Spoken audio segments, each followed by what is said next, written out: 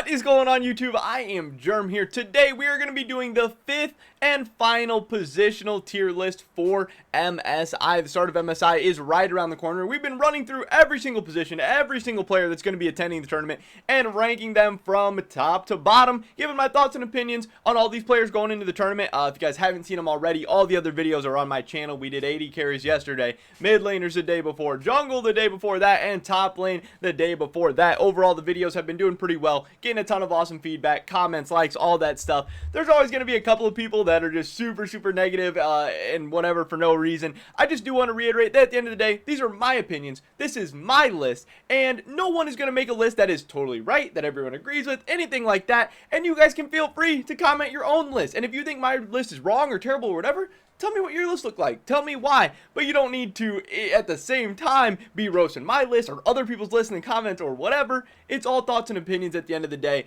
No one has any idea how MSI is going to turn out or how any of these different players, regions, playstyles, champ pools, any of this is all gonna play together. But I still do like making these videos. It is still a ton of fun.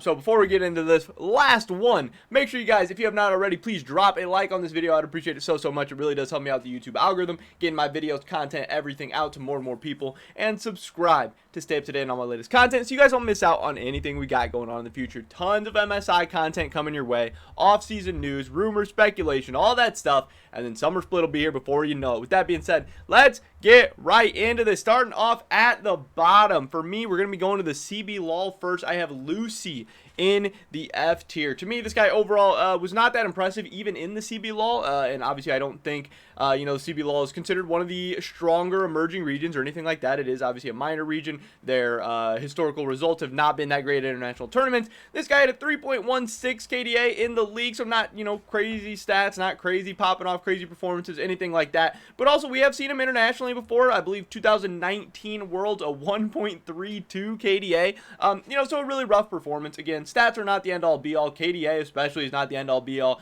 Can depend a lot about your team, what role you play on that team, all that stuff, and just the quality of your competition also. But overall, when I compare it to some of these other guys who have maybe done a little bit better domestically, done a little bit better internationally, Lucy is definitely not one of the guys that stands out to me, and he's going to be an F-tier player for me headed into this tournament, especially in the support position, which I think support's actually pretty decent, decent pool coming into this one.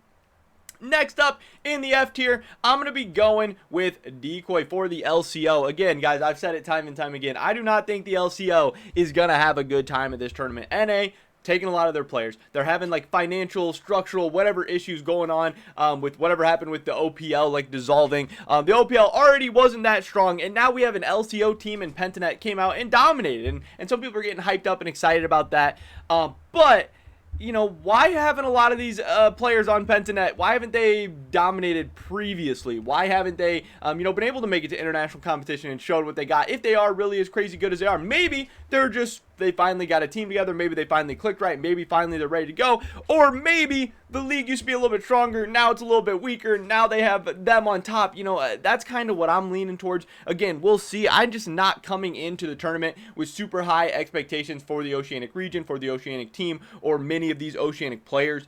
We have seen some of these guys do pretty well historically, but overall, I don't know if the region can kind of just keep that up, especially when, they're losing so many players and they're having so many struggles at the same time. As far as Decoy, great stats. Everyone on Pentanet had great stats. They all had great performances. They had a great run in the regular season, into the playoffs, all of that. 8.26 KDA in the league. Nothing really bad there. Nothing to nitpick about. Obviously, he was a beast, but I don't know if these LCO performances are going to translate as well to MSI, to an international stage, but we're going to find out. I could be dead wrong about all these LCO players and all these Pentanet players, but I really don't think I am. But we will see, we will see, we will see. Next up, last guy in the F tier, I have Santas for Unicorns of Love. As far as Unicorns of Love goes, yes, they are, they're the LCL team. LCL, historically, a decent emerging region. Not great, not terrible, pretty dang solid. Unicorns of Love overall has been kind of a scary team internationally. They've pulled up some upsets here and there. They've won some games. But for Santas, 3.27 KDA in the league in the LCL, not the most impressive to me, not the most exciting, not really getting me too hyped up. 2020 Worlds, 2.52 KDA. Honestly, that's not too bad. That's like a decent performance, especially for an emerging region region player. So you know, you could make the case that he's a C tier for sure, and you could, but just what I decided to go, I decided to put him in the F. I think he's high F, low C, you know, somewhere in there. I don't think he's terrible. I don't think he's bad. I just, you know, I don't know. I'm not super hyped up and excited about him, so I just want to keep him a little lower. I want to keep him down, but if you moved him up, if you think good of him, whatever, I don't have a big problem with that. That's totally fine. Now, for me, getting into the C tier, and a lot of these guys are so close. A lot of these guys, again, deciding across regions, comparing regional gameplay where there's completely different metas, completely different quality of opponents, completely different quality of team. Some leagues are really competitive. Some leagues are really lopsided, one-sided. This stuff is very hard. There's no way to accurately do it. But, you know, you got to make some decisions. In the C tier, I'm going with Gang, I believe is how you say his name. I listened to it, but I can't remember. And when I'm just reading it, I can never remember how to say this guy's name. This is the Detonation Focus Me support. Overall, pretty good showing in the league, 5.8 KDA. LJL, not a super strong league. I think they're kind of on the come up. They seem like they're getting a little bit better year over year. But 2019 Worlds is what stood out to me for this guy at 3.19 KDA, 3.31 KDA. So he had a pretty good performance, pretty good international showing, again, especially for an LJL player. When the LJL hasn't had a ton of crazy good results, it can be hard to even put up good score lines, good stats, good, like have a good match history when your team's usually losing games. So overall, I think Zhang is pretty good. I think he'll be a solid support player. I think he has a chance to be in the C tier, maybe one of the better performing emerging region supports. I'm a little hyped up and excited about him at least. And then lastly, in the C tier, I have Farfetch for the TCL. This is the Istanbul Wildcats. This guy, I think he's a big playmaker for the Istanbul Wildcats. Again, not crazy stats in the league, 4.07 KDA. Overall, pretty dang solid. But I think he'll be solid. I think he'll be an interesting playmaker. I think he'll have a chance to be pretty solid at this tournament. Again, I don't have super high expectations for the TCL for the Istanbul Wildcats. I know a lot of TCL fans are kind of, they've been, you know, popping up in my videos and in my comments and stuff talking about how I'm underrating the TCL, but when you look at the TCL's historical performances, they're not that great at MSI, at World, stuff like that, especially recently. So I don't really know what they're talking about. I don't know if I'm seeing something different or if I watched a different Worlds the last couple of years in them or whatever. But overall, I think Farfetch is one of the better players on the Istanbul Wildcats. I think he has a chance to be pretty dang solid. I think he has a chance to be a fun guy to watch. And I could see him being a C tier. But again, with any of these players, would I be shocked if they ended up having an F tier performance? Not really. Would I be shocked if any of the guys in the F tier had a C tier performance? Not really. So that's kind of what I'm thinking as far as the bottom 5 headed into this tournament. Next up, we're going into the B tier. Ackerman.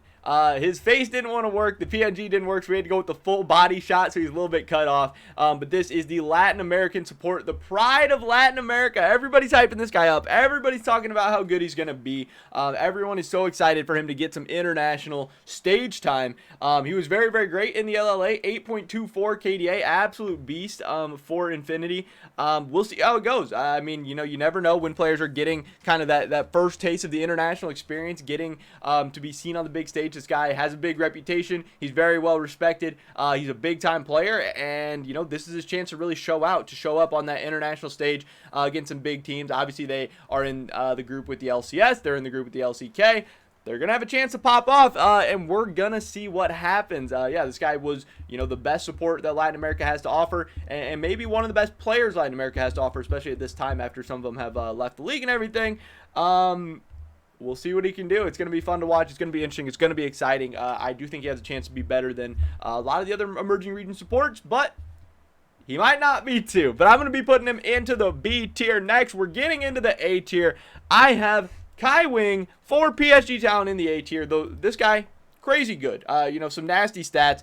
9.13 KDA in the PCS. Absolutely insane. That's crazy, but, you know, a lot of the PSG Town guys had some insane stats in the regular season. They absolutely dominated that league. Worlds 2020 of 4.95 KDA and 19 Worlds of 4.26. This guy dominated his domestic league. He's had 2 really good international performances, especially you know, on for PCS, which, you know, they're not having the best results internationally, so to be able to pop off, to be able to have good stats, I think means this guy is pretty dang good. The one thing kind of going against him headed into this tournament is that Unified will not be here. Obviously, they're playing with Doggo as their AD carry, and some people are still really hyped and excited about Doggo. They'll think he'll be solid, they'll think he'll be good, but you know, developing that synergy on such short notice is going to be tough, especially against teams and players that have been playing for a whole split and then some guys even way more than that. It's going to be difficult. It's going to be tough, but just as far as individual skill, I think Kai Wing is an absolute monster. He's an absolute beast. I think he's really going to put people on notice once again at this MSI. I think he's going to be fun to watch, and I think PSG talent as a whole is going to be really, really fun to watch. Next up, I want to talk about Vulcan in the A tier. This guy, he's been very, very good in the LCS for the last couple of years. He's even gotten a lot of respect internationally. I know we've heard some like Korean players talking about just how good like Vulcan can be and when he gets to play, and people just really, really respect this guy and think really, really highly of this guy. Yeah. People like this guy. People know this guy's good. He's very, very talented. Every once in a while, Cloud9 goes up and down with some consistency issues. A lot of people are talking about how Cloud9 imploded in the regular season last year. I don't think a lot of that was on, I don't think a lot of that was the fault of, like, Vulcan or Sven or anything like that. Like, yes, their whole team started to play worse, so everyone started to look a little bit worse, but I think Niski was not great. I think Licorice was not great. I think Cloud9 had a lot of problems last year, and I think there's a reason they kept the guys that they did, and I think there's a reason that they're so good now this year with those guys, still being the same. And I think Vulcan is a very, very good support. I think he has a chance to be very, very good internationally and really pop off this MSI. Because, again, MSI is a tournament where you don't have a ton of Korean teams. You don't have a ton of Chinese teams. You're getting to play a lot of games against these emerging regions, and I think that's really a big opportunity for guys like Vulcan to shine even more and to really, really make a name for themselves and kind of cement themselves as a top-tier support in the world. But on the EU side, I'm going with Kaiser a little bit above him. Kaiser, I think, is kind of what makes Mad Lions tick. I think when Kaiser is on, when he's popping off, when he's making plays, when he is an absolute MVP caliber player, Mad Lions is tough to beat. They are so good. He is everywhere. He's getting Carzzy fed in lane, and then he's roaming around the map, making a ton of plays. This guy is a playmaker, but, he's had time where he doesn't make plays. Everyone goes through kind of slumps or downsides or whatever, and then Mad Lions really looks like an entirely different team. I think this guy is so valuable to this squad, and obviously he's coming into this tournament hot after Mad Lions' playoff run. I think he's looking really, really good, and Mad Lions going to need him to continue to be really, really good if they want to do at this tournament what they need to do. They need to make at least top 4, but really, G2 is the defending champions of MSI. They need to be trying to make finals, trying to win this whole thing, and if Kaiser can't be good, that's not going to happen, but I do think this guy is going to show up. I do think he's going to have a big tournament. He is an A-tier support for me with the potential to have an S-tier performance if Mad Lions makes like the finals or has some crazy run like that. So that would be a ton of fun. That would be exciting. Kaiser is so fun to watch. Nothing but good things to say about this guy. And yeah, yes, he was part of the Mad Lions stuff at Worlds last year. Again, I don't blame a lot of that on him. Was he amazing? No, none of them really were. But I do think this guy has a chance to bounce back at, this next international event. Getting into the S tier, we got Damwon and we got RNG. Once again, I'm going with Ming. This guy is very, very good. We've seen him forever at like so many different international events. Obviously, he's gotten to play with Uzi. He's been a member of RNG for a long time. This guy is very, very talented. He's very, very good. He's going to come in with a ton of international experience. He's looking to win, obviously, an MSI title. RNG is going to be a ton of fun to watch. They're going to be a very, very exciting team. But on the other side, Damwon Gaming, the defending world champion support in Barrel, is going to be the S tier at the top for me. This is very, very close. I think it's really hard to decide between these guys, and I think either way you go, I don't think, I would argue with you too much. I think Barrel is really, really good for Damwon. I think he does a lot of exactly what his team needs to do. Sometimes his stat lines aren't the craziest. He does die a lot sometimes and kind of gets caught up in the craziness of Damwon's games and everything, but I do think Barrel is going to have a very, very good tournament. Again, he's a defending world champion. I think it's hard to say that too many of the Damwon players are not the best at their position or anything like that, especially headed into the tournament. That doesn't mean that RNG or anyone else can't pass them up throughout the course of the tournament, but I just think coming in, you have to give them the respect they deserve, especially a world championship team returning 4 players, being as dominant in the LCK as they were. I expect Barrel to have a really, really good tournament and to absolutely be an S tier support. But there you have it, ladies and gentlemen. This is my MSI support tier list. We have now ran through every single position, every single player that is going to be attending the tournament. I would really, really appreciate if you guys did drop a like on this video. It helps me out the YouTube algorithm so much. Really makes all the time, effort, research, everything that I have to put into these videos worth it. So that'd be dope. Leave a comment down below what I get right, what I get wrong. What does your guys' tier list look like? I'd love to hear your guys' thoughts and opinions. Subscribe to stay up to date on all my latest content. Hopefully catch you guys in the next one. But until then, peace!